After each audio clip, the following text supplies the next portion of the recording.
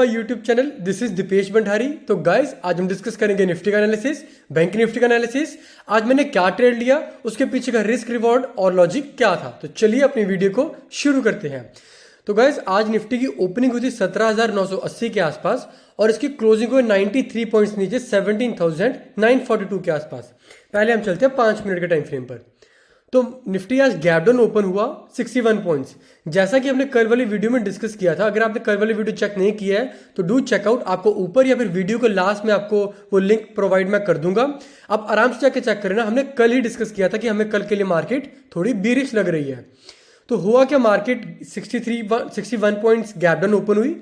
Open होते सारी एक बहुत बड़ी सेलिंग आई, उसके बाद पूरी रिकवर हो गई, मार्केट ने ऊपर गई। जो कल की क्लोजिंग थी वहां से इसने एक रेजिस्टेंस ले ली और वहां से पूरा दिन ये नीचे जाना इसने शुरू कर दिया था। लास्ट का कुछ ट्रेडिंग आवर में इसने डब्ल्यू पैटर्न बनाया, उसका ब्रेकआउट दिया और उसके बाद ऊपर लेवल पे इसने सस्टेन किया है। तो गाइस अभी मैं निफ्टी का सबसे पहले आपको डेली चार्ट दिखा देता हूं। तो डेली चार्ट में क्या हो रहा है, एक ना बियरिश इंगल्फिंग काइंड ऑफ यहाँ पर कैंडल्स बन रही हैं। ग्रीन कैंडल बनी, उसके बाद ऊपर एक रेड बनी और फिर से यहाँ पर एक रेड बनती है।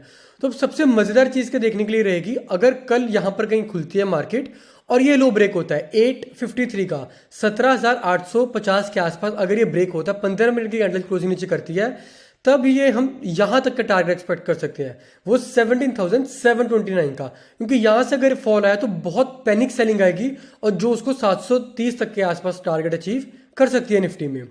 अब आपको मैं एक बार 15 मिनट का चार्ट भी दिखा देता हूं। 15 मिनट के चार्ट पे मेरे को क्या दिख रहा है, एक तो मैं सबसे पहले सपोर्ट मार्क कर लेता हूं। सपोर्ट जो अपनी निकल करके आएगी वो यहां से लेकर ऑलमोस्ट इस लेवल के आसपास आएगी। अगर हाँ वही ऑलमोस्ट 17,850 के आसपास ये निकल करके आ रही है। यहाँ का एक बार ब्रेकडाउन दे दिया इसने तो बहुत बड़ा सेलिंग यहाँ से आ सकती है। तो हमें सबसे पहले ये सपोर्ट देखनी है या 850 का लेवल देखना है। अगर क्लोजिंग नीचे आती है तो पैनिक सेलिंग आनी शुरू हो सकती है निफ्टी में।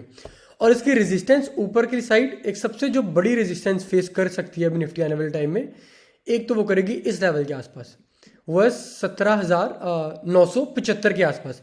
ये लेवल के आसपास अगर निफ्टी कहीं इधर कहीं खुलती है और ऊपरी साइड पे शूटिंग स्टार या फिर कोई भी ऐसी कैंडल बनती है जिससे वो नेगेटिव की सिग्नल में आ रही है, तो यहाँ से हम सेल करना मतलब ज़्यादा प्रेफर करेंगे। और फिर नीचे का टारगेट 17,870 के आसपास, 17,815 और 17,730 के आसपास 3 टारगेट एक्सपेक्ट कर सकते हैं। अगर इधर कल की खुल के ब्रेकआउट दे देती है तब हम कम क्वांटिटी में ट्रेड करेंगे। पहला टारगेट 18,020 का, दूसरा टारगेट 18,100 का और लास्ट एंड फाइनल टारगेट 18,135 से लेके 150 तक के भी रख सकते हैं। तो ये निफ्टी का एनालिसिस। अब बात करते हैं बैंक निफ्टी की। तो बैंक निफ्टी भी सेम क्या हुआ, 117 पॉइंट नीचे खुला और हर लेवल पे हमें ब्रेकडाउन देखने के लिए मिलता रहा। बैंक निफ्टी में हमने सारे लेवल कल प्रोवाइड कर दिए थे और बैंक निफ्टी पूरी सपोर्ट से उठी है। सपोर्ट थी 4830 की, बैंक निफ्टी का लो कितना लगा है 40,880 के आसपास। तो यानी कि यहाँ पर इसने कहीं सपोर्ट अपनी बनाई और एकदम से ऊपर जाना शुरू कर दिया इसने। और बैंक निफ्टी की क्लोजिंग आई है 132 के आसपास। तो गाइस बैंक निफ्टी में मेरे को प्योर एक सेलिंग दिख रही है। अभी हमें करना क्या है, अगर इधर कहीं खुल के हमें यही रेंज सारी दिमाग में फिर से रखनी है।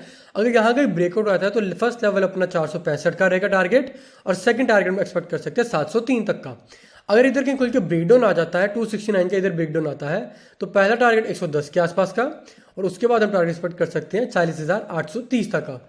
और अगर 40,830 भी अगर किसी भी मतलब सपोज इधर सस्टेन नहीं होती तो उसके बाद हमारा लास्ट एंड फाइनल टारगेट रहेगा 40,167 का। तो ये 3 टारगेट के लिए बैंक निफ्टी प्ले कर सकते हैं। अब बात करते हैं मेरे ट्रेड की। तो यहाँ पर जाते हैं एंजल वन में, एक बार आप सबके लिए रिफ्रेश कर देता हूँ मैं।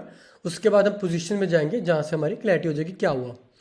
तो आज अभी आपको यहाँ पर एंड पे थोड़ा सा लॉसेज दिख रहा होगा 2700 के आसपास का।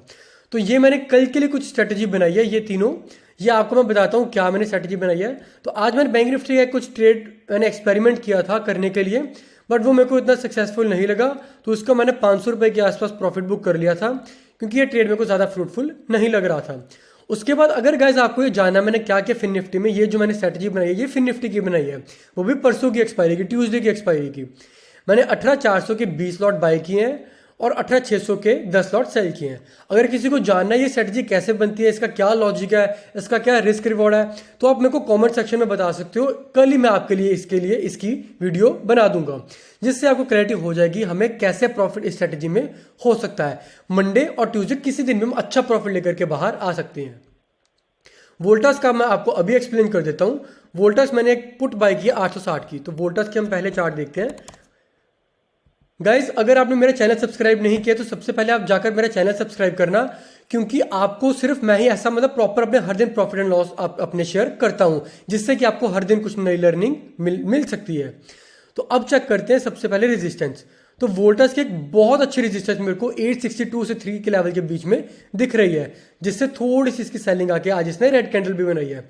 तो मेरा ऐसा मानना है कि अगर इधर से सस्टेन मार्केट लेवल नहीं कर पाया वोल्टास, तो इसमें थोड़ी सी सेलिंग आते आते 830 से लेकर 834-35 तक के टारगेट अचीव हो सकते हैं।